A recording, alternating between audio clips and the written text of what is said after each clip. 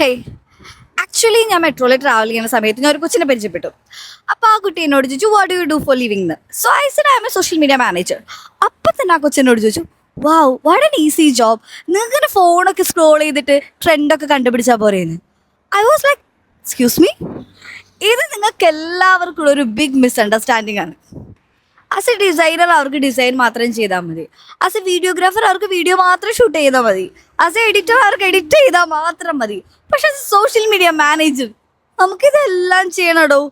Especially in ദുബായിൽ എല്ലാം കൂടി ചെയ്യുന്നവരെയാണ് അവർ ഈ സോഷ്യൽ മീഡിയ മാനേജർ എന്ന് വിളിക്കുന്നത്.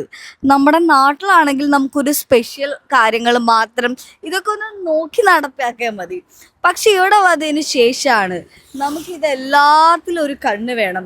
പോരാത്തതിന് നമുക്കൊരു ഡിസൈനറോ ഇതൊന്നും ഇല്ലെങ്കിൽ ഇതെല്ലാം നമ്മൾ ഒറ്റയ്ക്ക് ചെയ്യണമെന്ന് മനസ്സിലായത്.